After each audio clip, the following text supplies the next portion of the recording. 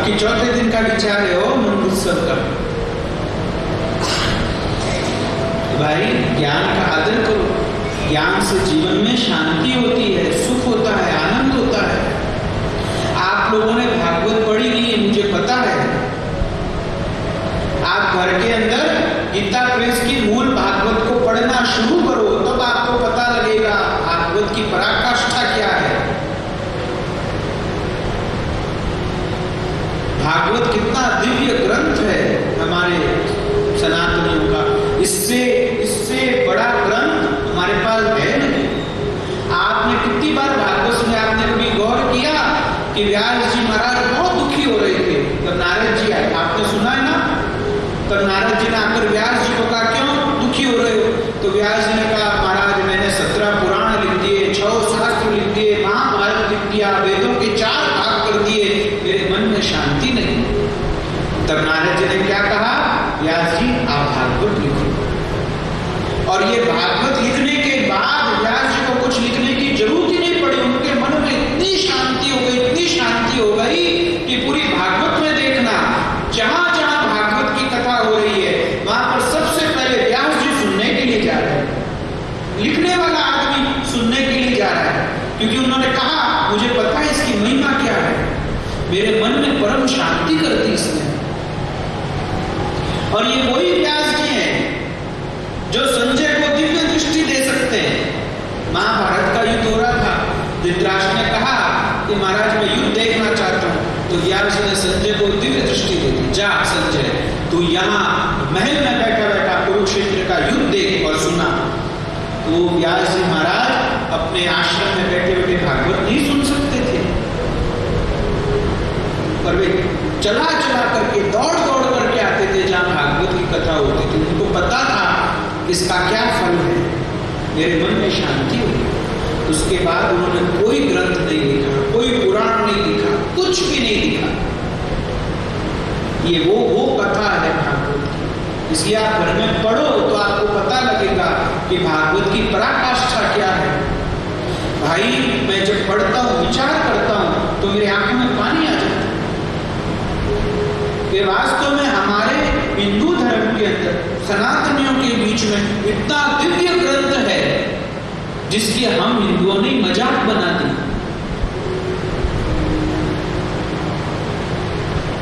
पैसा कमाने का और वाहवाही बटोरने का, और ये सब हमने साधन बना दिया भागवत की।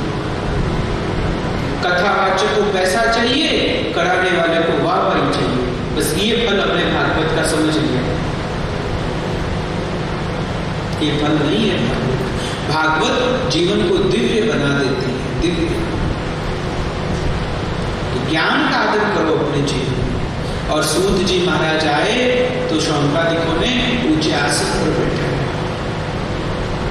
और देखो ये सब यज्ञ कर रहे हैं, कितने समय से यज्ञ कर रहे हैं, फिर भी इनके मन में शांति नहीं है। तभी तो ये प्रश्न पूछेंगे ये, अगर यज्ञ करने से इनके मन में शांति हो गई होती नैमिषारण्य में, तो ये सूत जी को क्यों कहते कि हमें परम शांति का उपाय बताओ।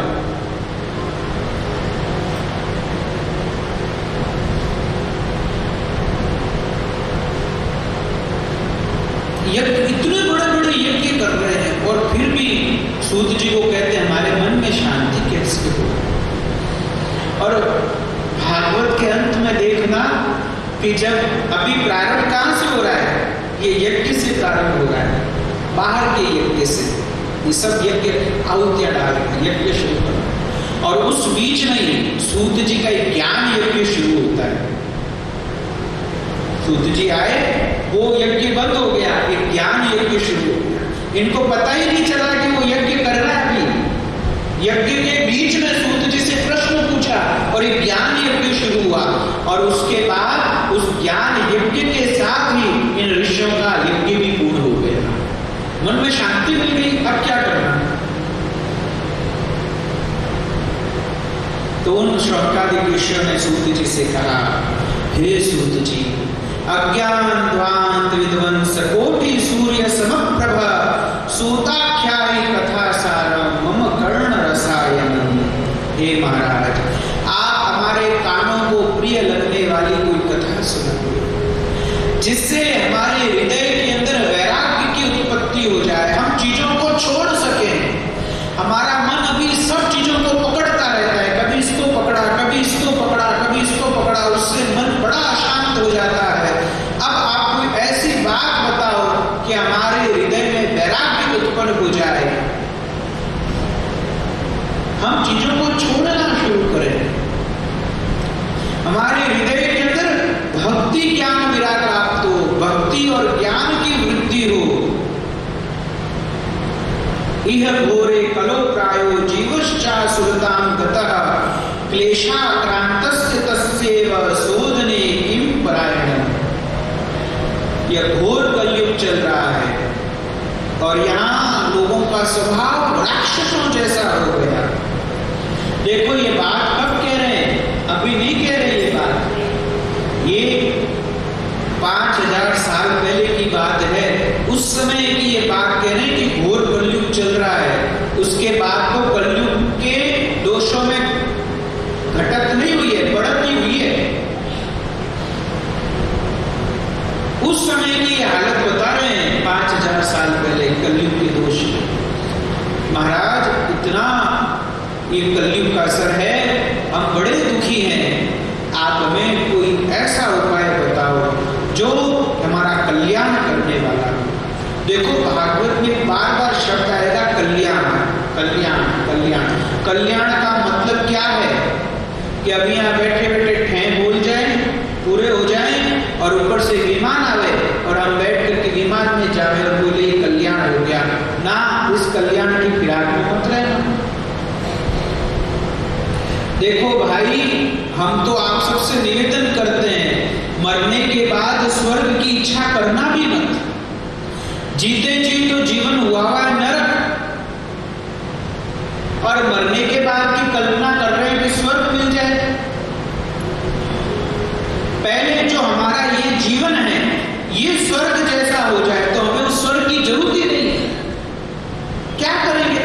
दुख तो अब पा रहे हैं, परेशान अब हो रहे हैं, तकलीफ अब है मन की, और कह रहे भागवत सुनो मरने के बाद स्वर्ग मिलेगा। ये कैसा सौदा है?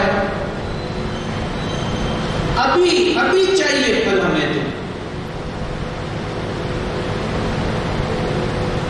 अभी फल चाहिए।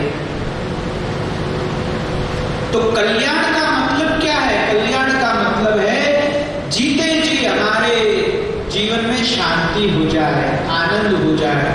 देखो भाई, सुखदेव जी ने जब परीक्षित को कथा सुना दी ना, तो सुखदेव जी ने कहा परीक्षित देख, मैंने तुझे सब सुना दिया, अब क्या सुनना चाहता है? बोले कुछ नहीं सुनना चाहता, मेरे मन में बहुत शांति हो गई।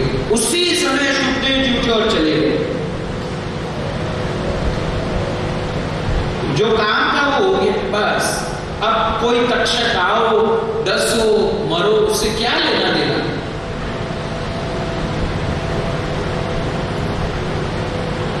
तो कहा हमारा कल्याण हो जाए महाराज, ऐसी कोई बात बताइए। सूत जी ने कहा कि हे शौनक जी, तुम्हारे हृदय में बहुत अच्छा प्रश्न उठा है, क्योंकि इस प्रश्न से तुम्हारे हृदय में परम शांति होने वाली है। आदमी के हृदय के अंदर जब तक ये इच्छा जागृत नहीं होगी कि मेरे जीवन में शांति कैसे हो, तब तक उसके जीवन में शांति हो ही नहीं सकती, वो दौड़ता ही रहेगा। बॉम्बे जाओ तो लोकल ट्रेन में आदमी चढ़ते रहेंगे, उतरते ही रहेंगे, भीड़ ही भीड़, भीड़ ही भीड़। इतनी भीड़ है, इतनी भीड़ है, आदमी को सोचने का मौका ही नहीं मिलता कि मैं कर क्या रहा हूं, दौड़ कहां रहा हूं, कैसे जी रहा हूं, विचार ही नहीं। इसलिए किसी ने सही कहा कि बॉम्बे जाओ तो वहां देखो, कुत्ते को भी पूंछ हिलानी हो तो वो हॉरिजॉन्टल नहीं हिला सकता है, वहां भी उसको वर्टिकली हिलानी पड़ेगी, इतनी भीड़ वहां। लोकल ट्रेन में आदमी चढ़ता नहीं, फेंक दिए जाते हैं ट्रेन में, और ट्रेन से बाहर धकेल दिए जाते हैं। लेकिन जिसके मन में ये इच्छा जागृत हो जाए, भाई मेरे शांति कैसे हो, मेरे जो प्रश्न खड़ा हो, तो समझ लो अब रास्ता भी मिलना तय हो जाएगा। हम लोग क्या है, भेड़ चाल के आदि हो गए। भेड़ चाल, भेड़ चाल क्या होती है पता है? एक भेड़ आगे आगे चलती है और उसके पीछे सारी भेड़ें ऐसे करके चलती रहे। वो भेड़ कुएं में गिरे तो वो भी करती कुएं में गिर जाएगी, उसको कहते हैं भेड़ चाल। सब भेड़ चाल चल रहे हैं, लेकिन मन में ये प्रश्न उठे कि मेरे जीवन में शांति कैसे हो? क्या मेरे जीवन में ऐसा क्षण आ सकता है कि जिस समय 24 के 24 घंटे में खुश रहूं बिना कोई कारण के, कोई कारण नहीं हो, और मैं 24 घंटे पूरे के पूरे 24 घंटे इतना खुश रहूं, इतना आनंद में रहूं? ऐसा क्षण क्या मेरे जीवन में आ सकता है? उस सुख का, उस आनंद का कोई हेतु ना हो, कोई किसी दूसरे के कारण नहीं, अपने आप ही मैं अकारण ही अपने आप ही 24 घंटे खुश रहो। ऐसा जीवन में क्षण कब आ सकता है? तो समझ लेना अब आप मुक्ति पथ के अनुगामी हो गए हो, अब आपने रास्ता ठीक पकड़ा है अपने जीवन का। प्रश्न उठना चाहिए। शौनक सूत जी ने कहा, वाह शौनक जी कितना सुंदर प्रश्न पूछा है, क्योंकि जीवन का परम कल्याण और जीवन का मुख्य लक्ष्य का प्रश्न है। और कृष्ण संतोष हेतु का आपने जो बात पूछी है वो भगवान श्री कृष्ण की प्रसन्नता का प्रधान कारण है।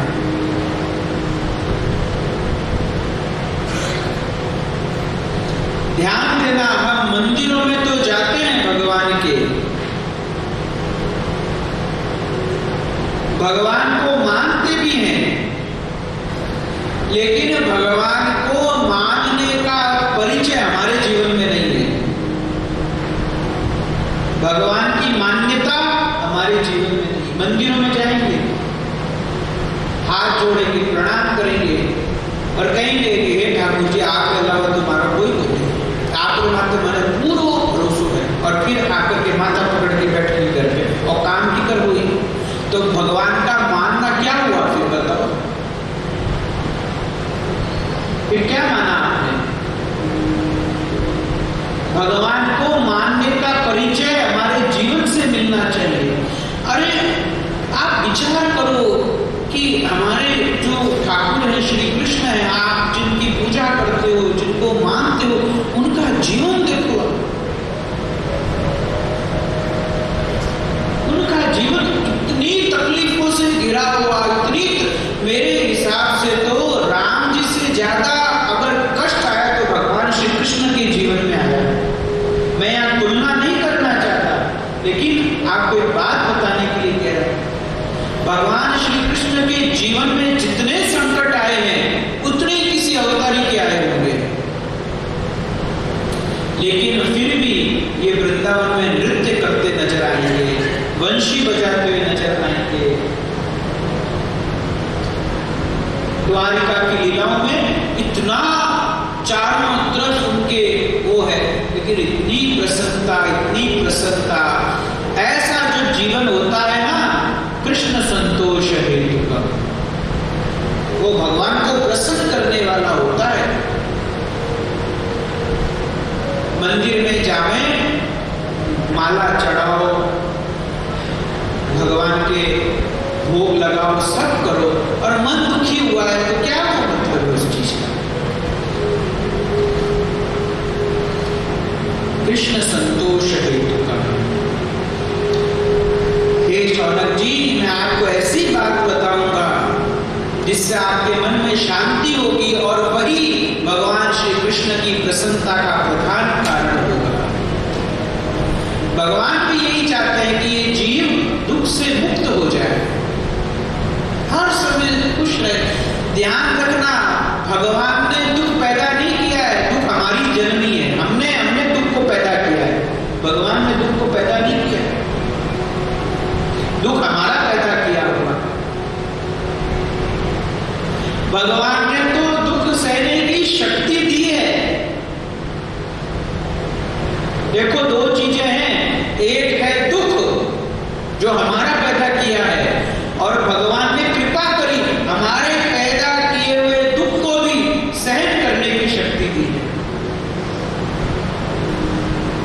अगर भगवान दुख को सहन करने की शक्ति नहीं देते तो यहां पे कोई जिंदा बचता ही नहीं।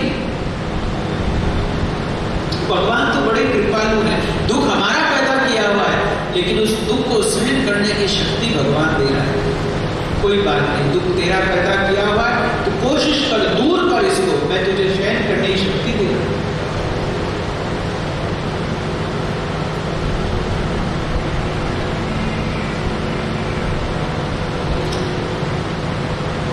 हे शौनक जी, इस कलयुग के अंदर लोगों को काल का ग्रास होते थे, बड़ी पीड़ा और कष्ट में देख करके मेरे गुरुदेव श्री सुखदेव भगवान ने उन पे कृपा करके श्रीमद् भागवत शास्त्र का प्रवचन किया। और मन की शुद्धि का इससे बढ़कर कोई साधन नहीं है। किसी का मन गड़बड़ है तो उसको भागवत सुननी चाहिए। भागवत ने साफ कहा कि मन की शुद्धि का इससे बढ़कर कोई उपाय नहीं। कोई उपाय का मतलब सब आ गया, जप तप माला दान पुण्य सब आ गया। उन सबसे बढ़कर मन की शुद्धि का उपाय भागवत है। अरे जब मनुष्य के जन्म जन्मांतर के पुण्यों का उदय होता है तब उसे भागवत की प्राप्ति होती है। यहाँ ध्यान देना, भागवत का फल पुण्य नहीं है, पुण्यों का फल भागवत है। मैंने देखा है शौनक जी, जब मेरे गुरुदेव सुखदेव जी कोई कथा सुना रहे थे तो उस कथा के समय देवता लोग अमृत का कलश लेकर के आए। देखो 4 जगह पर अमृत की बूंदें गिरी तो वहां पर कुंभ भरने लग गया। हरिद्वार, नासिक, उज्जैन और कुंभ भरने लगे। एक बूंद गिरी है वहां पे। और शुकताल एक ऐसी जगह है, शुक तीर्थ ऐसी जगह है जिस वट वृक्ष के नीचे पूरा का पूरा अमृत कलश ही रख दिया गया।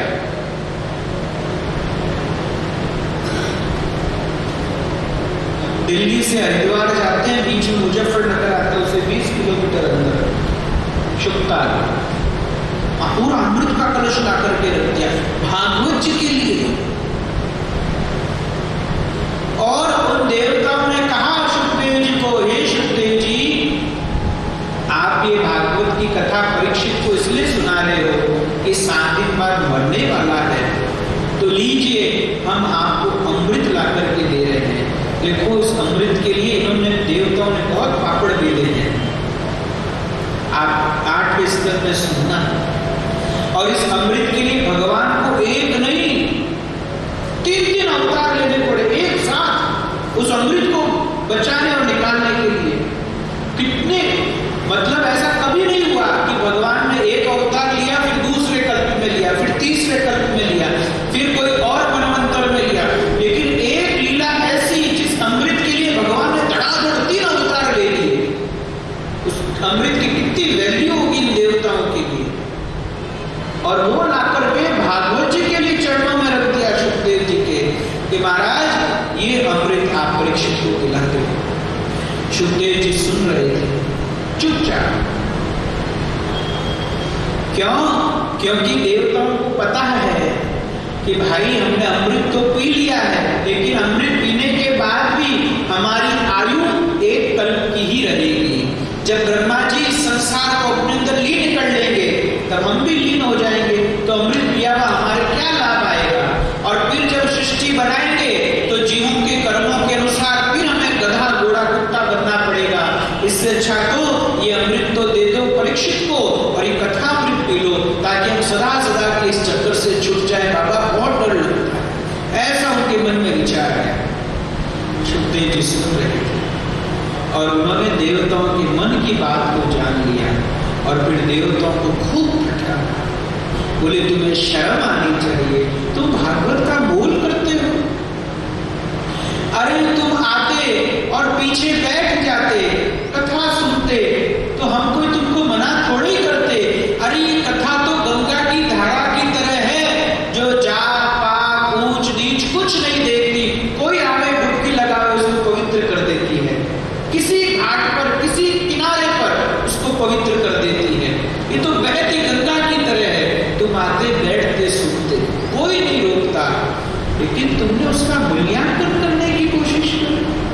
उसको तोलने की कोशिश करी। को सुधा को कथा लोके को काचक को बड़ी महान। हे देवताओं, तुम्हें शर्म नहीं आती? कहाँ तुम्हारा ये कांच का टुकड़ा अमृत और कहाँ हमारा भागवत कथामृत मणि के समान? कहाँ तुम्हारी तुच्छ और कहाँ हमारी ये कथा? मानो भागवत, आप भागवत की दिव्यता देखो कि जिस अमृत के लिए इतना संघर्ष करना पड़ा, भागवत के वक्ता और श्रोता उसको लात मारते। ये भागवत की महिमा है। इसलिए मैंने कहा ना, ये मनोरंजन का विषय नहीं है, ये भगवत तत्वों का निरूपण करने वाला ग्रंथ है। अमृत को लात लगा दी इसके वक्ता और श्रोता। परीक्षित जी की ओर भी देख रहे हैं, लेकिन परीक्षित जी कुछ नहीं बोले, वो तो शुकदेव जी को देख रहे हैं, उनको कोई लेना देना नहीं उस अमृत से। और उनकी हंसी उड़ा दी कि तुमने जब कथा की महिमा कोई नहीं जाना तो तुम क्या आप कथा को सुनोगे? अरे कथा को सुनने से पहले, ज्ञान को धारण करने से पहले ज्ञान के प्रति श्रद्धा होनी चाहिए। आप किसी वैद्य जी के पास गए और वैद्य जी ने आपको कोई दवाई दी, अब आपको वैद्य जी इन्हों ठीक तो हो जाओ, आप इतनी सी गोली और हमारे इतना बड़ा शरीर में किकर ठीक कर देंगे? थोड़ी गोली तो वो भी देवता, इतनी सी वह सिट्रेजिन आ रही, इतनी सी गोली आ रही और वह ले लो तो पूरा दिन आदमी पड़ी हुई रहे, नींद नहीं गैर नहीं, इतनी सी गोली और पूरा दिन आदमी पड़ा रहता है। एलर्जी की गोली है ना, इतनी सी गोली और एक तो प्रभाव होता है, इतनी सी गोली हुई, मोटी गोली तो। अरे डॉक्टर साहब कहते ले तो देखो, श्रद्धा होनी जरूरी है। अब कई लोग होते हैं ना, डॉक्टर के पास जाते हैं तो बहुत अच्छा डॉक्टर है और डॉक्टर बहुत बढ़िया दवाई भी लिखता है, आपका भी अनुभव होगा। घर आके मन तो कोई जच्चे को नहीं लियोड़ी जे मार तो वो बड़ा डॉक्टर ही ठीक है, भले उसने दवाई उससे छोटी दी होगी, कम असरदारी दी होगी, पर उसमें श्रद्धा है डॉक्टर के ऊपर कि मैं तो उन गोली में ठीक होगा। तो गोली काम करे ना करे, आपका विश्वास, श्रद्धा और मन का मनोबल कि मैं उस गोली से ही ठीक हो जाऊं। तो जब श्रद्धा ही नहीं है तो तुम क्या भाग सुनोगे कथा को? चले जाओ यहां से, तुमने भागवत की महिमा को जाना ही नहीं। देवताओं को फटकार करके बोला। इसलिए ध्यान देना कि जब सनकादिक नारद जी को कथा सुनाएंगे तब सबसे पहले देवता लोग आकर चुपचाप बैठ जाएंगे, क्या मौका नहीं चूकना है। भगा दिया और कहा सूत जी ने कि हे शौनक जी, जब 7 दिन बाद परीक्षित की मुक्ति हो गई तो ब्रह्मा जी को बड़ा आश्चर्य हुआ और ब्रह्मा जी ने एक तराजू के अंदर सब साधनों को रखा, एक के अंदर भागवत को रखा तो पलड़ा भागवत का भारी रहा।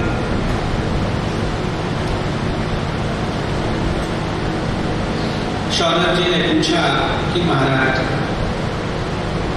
हमने सुना है, अभी आपने कहा कि देवता लोग जब नारद जी को कथा सुनाएंगे सनकादिक तो सबसे पहले आके बैठेंगे। ये नारद जी ने कब कथा सुनी सनकादिकों से? देखो, भागवत के अंदर केवल ऐसा नहीं है जैसे मैं यहाँ बैठकर बोल रहा हूँ और आप सुन रहे हो और सुनने के बाद यही कपड़ा लेके ऐसे झटका और रवाना हो गए,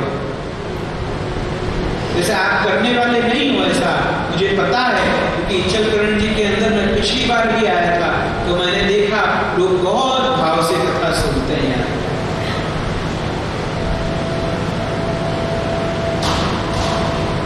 तो कहा यहाँ पर क्या है, केवल कथा कई और सुनिए ऐसा नहीं, प्रश्न पूछते हैं बीच कहा महाराज तो क्या हुआ जो नारद जी सनकादिकों से मिले? तो सूत जी ने कहा एक बार की बात है, ये नारद जी बद्रिकाश्रम गए थे, बड़े दुखी हुए थे। नारद जी जैसा आदमी दुखी हुआ, दुखी हुए थे, मन में बहुत कष्ट, अशांति, और बद्रिकाश्रम गए। देखो पहले लोग जाते थे तीर्थों में मन की की शांति पाने के लिए। अब तीर्थों में जाते हैं घूमने के लिए। अभी मैं ऋषिकेश था, कथा में इतनी भीड़ ऋषिकेश, 25 साल हो गए ऋषिकेश जाते हुए, छोटी सी उम्र से जा रहा हूँ, लेकिन मैंने अपने जीवन में इतनी भीड़ नहीं देखी जितनी इस बार देखी। आवे जो केदारनाथ, आवे जो केदारनाथ, आवे जो केदारनाथ, वहां की गवर्नमेंट को कहना पड़ा भैया बस करो और बाद में आना। और क्या है, अब सुविधाएं हो गई, आए हरिद्वार कहाँ जा रहे, बोले बद्री जी घूम के आ जाते ले। अब बद्रीनाथ घूमने की जगह, बद्रीनाथ तो तपस्या की जगह है, शांत। और एक बात तो और बताऊं आपको, जितनी है ना अच्छी माला उस रास्ते फिरती है ना, उतनी माला घर पे भी नहीं फिरती, ये तो कहना पड़ेगा। मैं एक बार बद्रीनाथ गया तो मैंने एक बात और विशेष रूप से नोट करी, क्या जितनी गाड़ियां जा रही थी उनमें कोई ना कोई गोमुखी में माला लेकर हाथ में बैठा ही था कि कब पूरे हो जाए। आप देखना, कभी जाने का मौका मिला, देखना गाड़ी में एक आदमी, हर गाड़ी में आपको ऐसे गोमुखी लिया और माला फेरता नजर आएगा। और जो माला उस रास्ते पर फिरती है घर में भी नहीं फिरती। अब तो थोड़ा ठीक हो गया, जब मैं गया तो रास्ता बड़ा खराब था, उसके बाद तो कभी हिम्मत ही नहीं करी न जाने की। हम तो ऊपर गए, फिर वो किसी ने कहा कि बद्रीनाथ भगवान ऐसे हैं जो मांगो दे दे, जो मांगो दे दे। तो मैं तो बद्रीनाथ भगवान के दर्शन किए और कहा, हे प्रभु मैंने राज्य खुशी नीचे उतार दीजो पाछा। और जब ऋषिकेश की थोड़ी पहाड़ी आई नीचे, तब मन में सुकून आया कि घर आ गए वापस। उस समय इतना वो रास्ता वैसा था। अब तो कहते हैं बहुत अच्छा हो गया, आपको हर आदमी जाए। तीर्थ घूमने के लिए नहीं है। वृंदावन जाओ, शनिवार रविवार इतनी भीड़, इतनी भीड़, इतनी भीड़। एक टैक्सी वाला तो मेरे को बोला तो भूकंप क्यों नहीं आवे, 2-4 हजार लोग मर जाओ तो ठीक है, इतनी भीड़। तीर्थों में लोग घूमने जाने लग गए, वो शांति के लिए है। तीर्थों में जाओ शांति के लिए। तो बद्रीनाथ गए तो वहां संघातिक देखो, जीवन में कोई संत मिल जाए ना तो जीवन में आनंद हो जाए। एक हमारे यहाँ भजन गाते हैं, आयोरा संतारा लीचो बागड़ा है, बहुत प्यारा भजन है। जीवन में कोई संत मिल जाए, देखो कोई संत ना मिले ना तो भागवत को ही संत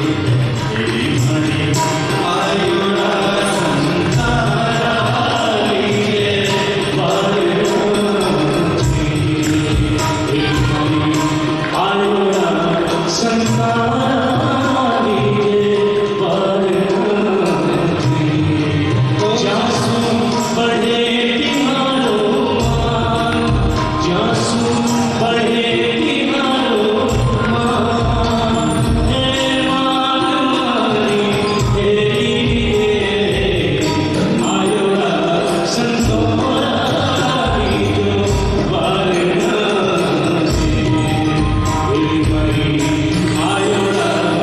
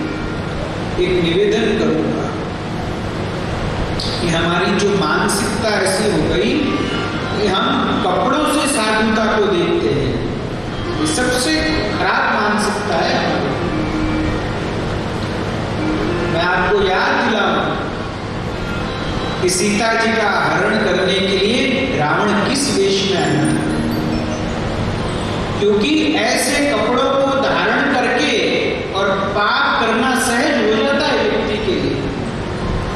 और माता बहनों का एक ऐसा भाव रहता है, कोई भी ऐसे वस्त्र में व्यक्ति को देखा उनके तुरंत चरण पकड़ना शुरू कर देती है। थोड़ा सा विवेक लगाना चाहिए। इसका अर्थ ये नहीं है कि संतों का सम्मान नहीं होना चाहिए, लेकिन हम जो ये कपड़े को देख करके संत का सम्मान करते हैं ना, ये बड़ी गड़बड़ है। मैंने कुंभ के अंदर देखा है, मैं कुंभ में गया था तो वहां किसी के ना वो लगता ना क्या कहते हैं उसको, अन्न क्षेत्र और अखाड़ा वगैरह, तो वहां व्यवस्था थी, वहां रुके थे। तो मेरे को बोले कि रवि जी देखना यहाँ सुबह सुबह कितने लोग आते हैं भोजन करने के लिए, साधु संत। तो मैंने कहा ये इतने संत हैं, बोले भिक्षा के बाद देखना आप उनको। तो मेरे को ऐसे बोले, तो तो मैं बाहर खड़ा था, इतने लोग चल रहे थे भिक्षा लिए और ये बट रहे थे, लाइन लगी हुई थी। तो मेरे को बोला नहीं खड़े रहना, थोड़ी देर जाना नहीं। मैं वहां खड़ा, जब सब बंद हो गया तो थोड़ी दूर पे कुछ लोगों ने जाके कपड़े उतारे और एक झोला था उसके अंदर वो कपड़ा डाला और दूसरा पहन लिया।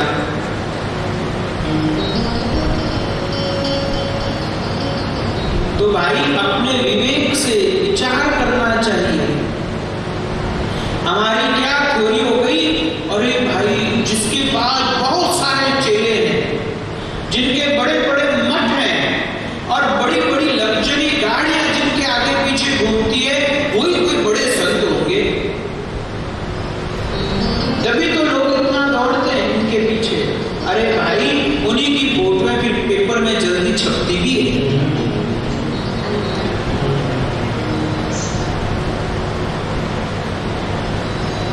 ऐसे अपने सावधानी रखनी चाहिए। अब ये समय वैसा नहीं है। मैं आज ही बात कर रहा था एक जने से, मैंने उनको बोला कि अब समय बहुत परिवर्तित हो गया है, पहले वाली बात रही नहीं है,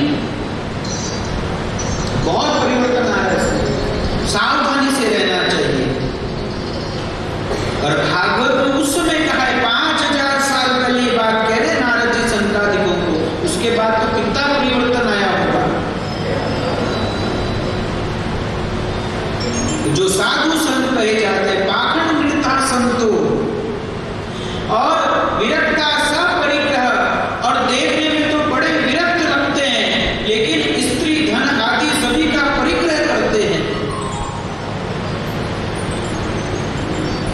और फिर बात गृहस्थियों की कही, पहले इनकी कही, फिर गृहस्थियों का नंबर लिया। तरुणी प्रभुता के श्याम को बुद्धिदायक, घर में स्त्रियों का राज्य हो गया। देखो इसका मतलब ये नहीं घर में स्त्रियों का राज्य नहीं था, पहले भी था। अरे एक घर को संभालने वाली गृहिणी तो होती है जो पूरे घर को बांध के रखती है, लेकिन यह विशेष रूप से का घर में स्त्रियों का राज हो गया। मतलब क्या, अब जो कहे वही होना चाहिए बस। तुम कौन होते हो बीच में पंचायती कर, दुकान संभालो, बस घर मारना छोड़ो। आप भी बात बोली हो, मैं तो भागवत की बात क्यों। तरुणी प्रभुता के घर में स्त्रियों का राज हो गया। श्याम को बुद्धिदायक, साले सलाहकार हो गए। और बड़ी गंभीर बात है, कन्या विक्रीणो लोभा, लोभ से लोग कन्या का क्रय विक्रय करने लगे। देखो इसमें एक बात याद आती है, मध्य प्रदेश के अंदर एक जगह है, मैं वृंदावन एक दो बार गया, वहां पर एक बड़ी सुंदर जगह है वात्सल्य ग्राम, जिसे पूज्य तिथिमा साधु रितमरा जी संचालित कर रही है। एक बार अपने वहां कथा भी की थी वात्सल्य ग्राम, वहां एक दो बार जाना हुआ। तो एक बार हम गए तो वहां जो दीदी माँ के साथ जो सेवा में रहते हैं वो कह रहे थे कि भैया जी अभी अभी हम लोग 50 कन्याओं को मध्य प्रदेश के लेकर के आए हैं। तो मैंने कहा क्यों, क्या हुआ ऐसा, वहां एक साथ इतनी कन्याएं कैसे लेकर के आए। तो बोले एमपी के अंदर एक जगह बताई, छत्तीसगढ़ या एमपी के अंदर, वहां दीदी माँ की कथा थी। तो वहां पर देखा कि बहुत गरीब परिवार जिनके खाने के डाले पड़ते हैं, वो धन के लिए कन्याओं का विक्रय कर देते हैं और वे बड़े परेशान हो रही है कन्या। तब दीदी माँ के मन में आया और वे उन 50 कन्याओं को वहां देकर के जो भी उनको चाहिए देके और अपने आश्रम में लेकर के, और अब वो आश्रम में ही रहते, ऐसा वो बता रहे थे। ये स्थिति है कन्या विक्रयणो लोभ, दंपति नाम च कलकनम, स्त्री पुरुषों में कलह मचा रहता है, झगड़ा ही झगड़ा। आजकल तो शादी विवाह के नाम से डर लगता है लोगों को कि भैया 2, 3, 4 साल राज्य खुशी निकले तो पता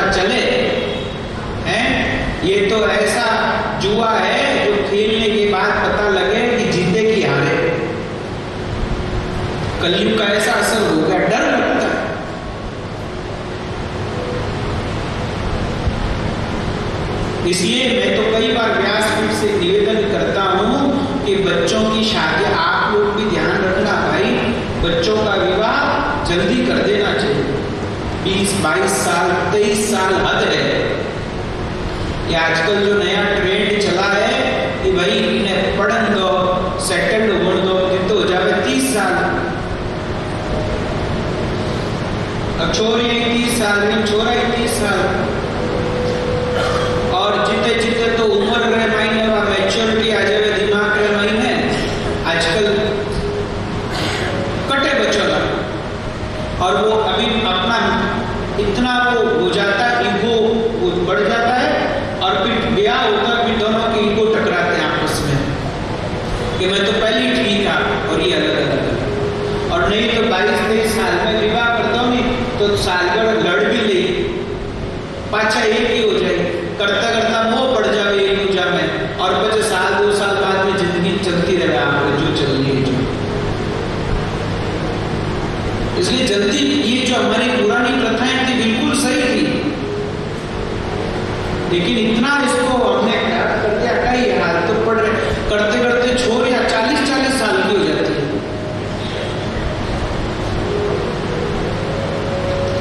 भैया जल्दी विवाह कर देना चाहिए, चाहे लड़का हो चाहे लड़की हो। कई जनों को लगता है कि मैं ऐसी बात कहता हूं आज के टाइम में बिल्कुल ठीक कह रहा हूं,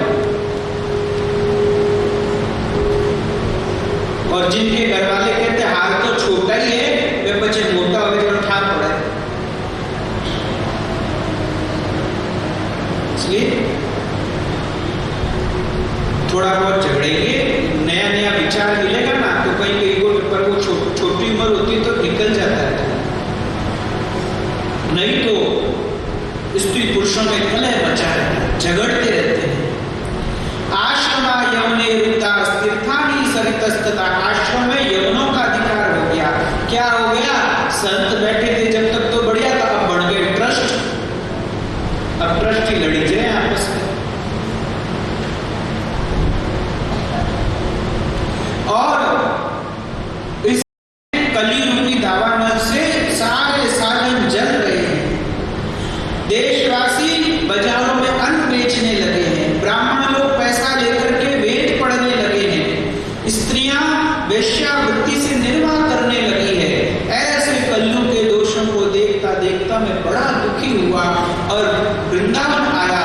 वहां वृंदावन पर से निकल ही रहा था, उसी समय मैंने देखा कि वहां एक स्त्री और उसके पास 2 पुरुष और बहुत सारी स्त्रियां बैठी हुई थी जमुना के किनारे। उस स्त्री ने मुझे देखते ही कहा, वो साधो क्षणं तिष्ठ, हे नारद जी रुकिए रुकिए। मैंने देखा और मैंने देखा ये कौन है स्त्री जो मुझे देख सकती है? नारद जी को कोई देख थोड़े सकता है, नारद जी दिखावा तो देख सके, नारद जी तो दिव्य है। नारद जी ने कहा ये स्त्री जो मुझे देख सकती है ये कौन है? तो नारद जी ने कहा कासुतम कामी मोचे मां नार्य का पद्मलोचना, देवी तुम कौन हो जो मुझे देख सकती हो? तो उस युवती ने कहा अहम भक्ति रीति ख्याता इमो में तनियो भक्तो, मेरा नाम भक्ति है और मैं वृंदावन में यहाँ जमुना के घाट पर बैठी हूँ। हे नारद जी, मैं बूढ़ी हो गई थी कलयुग के अंदर, मेरा कोई ग्राहक नहीं था, पर वृंदावन आई तो यहाँ इतना भगवान का कीर्तन हो रहा है तो मैं तो युवती हो गई, पर मेरे बच्चों के कोई ग्राहक नहीं है, कोई ज्ञान वैराग्य को पूछता ही नहीं है, ये बूढ़े पड़े। अब मैं इस स्थान को छोड़कर जाना भी नहीं चाहती क्योंकि मैं फिर बूढ़ी हो गई तो, लेकिन मेरे ये बच्चों का बुढ़ापा नहीं छूट रहा, इसलिए मैं रो रही। बोला ना कि देखो भक्ति कब प्रसन्न होगी जब ज्ञान वैराग्य होगा साथ में। अब दिन भर राधे राधे कर लो वरना ज्ञान है न वैराग है तो भैया वो भक्ति रोने वाली है, नाचने वाली नहीं है। ये मैंने कहा ना कथाओं में जाते लोग ज्ञान में कई बढ़िया है। ये जो बात कहते हैं जिससे भक्ति रोती है, और भक्ति पुष्ट कब होती है? जब उसके बेटे खुश होते हैं, वो पुष्ट होते हैं ज्ञान और वैराग्य। हे नारद जी, आप इनको ठीक कर दीजिए, मेरे को इनका बड़ा दुख है, मैं बहुत रोती हूँ इन बच्चों के लिए। तो नारद जी ने कहा, देवी तुम रो, तुम्हें पता होना चाहिए दारुण कलयुग चल रहा है। इस समय सारे सदाचार, योग मार्ग तक सब लुप्त हो गए हैं। अरे इस समय तो जिस पुरुष का धैर्य बना हुआ है वही सबसे श्रेष्ठ पुरुष है। धैर्य क्या कि भैया, कई लोग कहते हैं ना कलयुग में तो यूं है, यूं है, यूं है, दोषों को देख, बोले नहीं, धैर्य रखो, ये युग का प्रभाव है। कई लोग मेरे को पूछते हैं, और यूं की करो, और यूं, अरे हो भी भाई, तो कलयुग है, आपने खोपड़ी नहीं लगानी चाहता, आपने नहीं बिगड़ जाओ, वो प्रयास करना, लोगों ने सुधारने का प्रयास करो तो आप बिगड़ जाओ। कि कलयुग में यूं की करे, वो यूं करे, वो यूं करे, वो यूं करे। देखो मैं अपनी बात बताता हूँ, दूसरों की तो क्या कहेंगे, अपनी बात कहते हैं ना, अपने अनुभव की बात करते। मैं वृंदावन गया, मेरा बहुत भाव रहता था वृंदावन बिहारी जी के दर्शन का। तो अब मंदिर है, अब सब मंदिरों के अंदर इसकी प्रधानता हो गई, कहीं जाओ और वहां तो लोग चला करके, जो बड़े बड़े मंदिर है उसके पुजारी कहते हैं, हमको बोले उन पुजारियों ने कि महाराज ये तो हमारी इंडस्ट्री है, ऐसे चला करके बोले उन्होंने हमको। मेरे दो चार खास कोई है, उनके एक बार बात हुई, मैंने कहा आपकी बारी कब आएगी, बोले तो मैंने कहा लोग कहते हैं कि आप दिन भर, तो बोले महाराज यही तो हमारी इंडस्ट्री है, बताओ। लोग तो भगवान की भावनाओं जा रहे हैं, आप इंडस्ट्री समझोगे, और करोड़ों रुपए उनके पास में, करोड़ों अरबों रुपए। तो हम वहां गए, तो हमने वहां जो नाटक देखा, मैं बहुत दुखी हो गया, मन खराब हो गया, क्योंकि अपने तो भावना से जाते हैं, भगवान को देखते हैं, अपने कोई इंडस्ट्री थोड़ी देखते हैं उसके अंदर। तो मैं 4-6 महीने गए ही नहीं। अब मन में तड़प बहुत थी कि देखो, पर मन ही नहीं हुआ, नहीं जाना ही नहीं। अब जब वहां पर ही है तो क्या, अपने तो घर बैठे भगवान पूज लेंगे। और एक दिन बहुत इच्छा हुई, तो मैंने कहा चलो, बहुत दिन हो गए, वृंदावन चलते हैं। गए, बिहारी जी के दर्शन किए, तो जैसे दर्शन किए तो ऐसा लगा बिहारी जी हंस रहे और कहते हैं, बाबू इसमें घाटा किसका हुआ, नहीं आया तो तेरा कि इनका, जिनकी वजह से तू नहीं आया, घाटा किसका हुआ। तो मैंने कहा घाटा तो मेरा ही हुआ। क्यों? क्योंकि मन में तड़प थी, इतने समय आता था, नहीं आया तो घाटा उनका थोड़ी, उनकी तो यूं क्यों चल रहा है सब कुछ, घाटा तो मेरा हुआ। तो बोले फिर, बोले इसलिए किसी को देखना ही नहीं, केवल उसी को देखना जिस दूध ही बेचे। वे कहीं कह रहे दूध बेचे, कैसा दूध, अब दूध लो सुबह बेच, प्रसाद बना भगवान का भोग लागे, पचे वही प्रसाद पाछो बजारा में बिके, एक ही चीज से दो बार पैसा चले। तो मैं क्यों करो, धंधो है जोरदार, एक ही चीज है दो बार पैसा। तो बहुत बढ़िया बात की उन्होंने। बोले महाराज आप एक चीज और, मेरा मन खुश हो गया उस बात को सुनकर। बोले कि अगर इस भारत में से मंदिर गायब हो जाए, अगर भारत के मंदिर गायब हो जाए, तो भारत की आधी से ज्यादा जनसंख्या बेरोजगार हो जाए। भारत की आधी से ज्यादा बेरोजगारी तो भगवान खुद मंदिरों में बैठे बैठे दूर कर रहे हैं। आज एक मंदिर की वजह से कितने लोगों को रोजगार दे रखा है। कोई दूध बेच रहा है, फिर कोई प्रसाद बना रहा है, फिर वो प्रसाद को वापस बाहर बेच रहा है, फिर वो दुकान वाला बेच रहा है। आप कल्पना करिए, अभी जो बेरोजगारी के लिए झगड़े चल रहे हैं ना, वो पता नहीं, मैं तो अभी ऋषिकेश आया, जो मैंने देखा बहुत वो नाटक चल रहा है जगह जगह पर। लोगों को पॉइंट मिलना चाहिए झगड़े करने का। पर आप देखो, भारत की आधी बेरोजगारी तो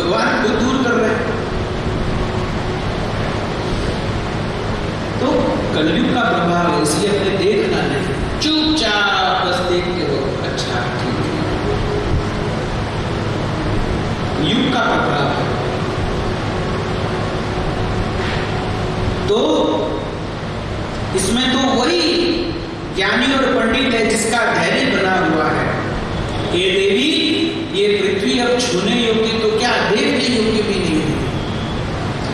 अरे अंधे विषयानुराग के कारण अंधे बने हुए जीवों के द्वारा तुम उपेक्षित होने के कारण जर्जर हो गई थी, लेकिन वृंदावन के संयोग से तरुणी हो गई।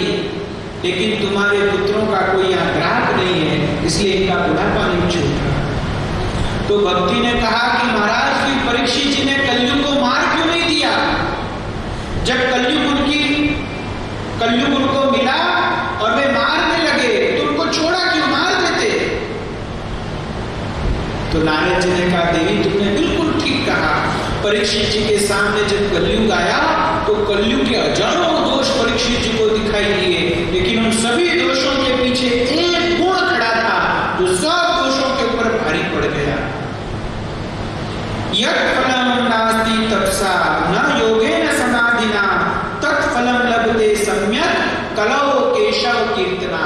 बहुत सारे दोष देखे, लेकिन उन सभी दोषों के पीछे एक गुण खड़ा था, वो सब दोषों पे भारी पड़ गया। क्या कि जो फल सत्युग के अंदर बड़ी बड़ी समाधि से, त्रेता में बड़े बड़े यज्ञ से, द्वापर में बड़ी बड़ी पूजा करने से नहीं मिलता, वो फल कलयुग में केवल और केवल श्री कृष्ण गोविंद हरे मुरारी, हे नाथ नारायण वासुदेव, श्री कृष्ण गोविंद हरे मुरारी, हे नाथ नारायण वासुदेव, केवल भगवान के कीर्तन करने मात्र से मिल जाता। जब ये फल परीक्षित जी ने देखा तो उन्होंने कलयुग को छोड़ दिया। अरे ये तो बहुत बड़ा फल है कि व्यक्ति केवल भगवान नाम ले और वो मुक्त हो जाए। देखो भगवान ने क्या सुविधा करी है। सतयुग में जितना गुण है उतना ही भगवान को पाना कठिन है, उतनी मेहनत करनी पड़ेगी। और कलयुग में इतने दोष हैं तो भगवान ने कृपा करके अपने आप को भी सहज कर दिया। कलो केशव कीर्तना, कीर्तन करने मात्र से मैं मिल जाऊंगा। 2 मिनट कीर्तन करने। श्री जय राधे जय राधे।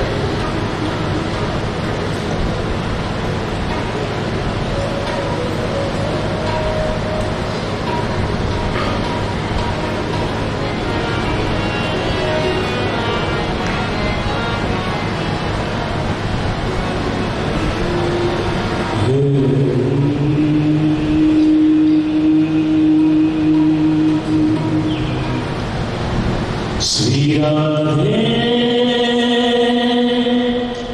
जय राधे।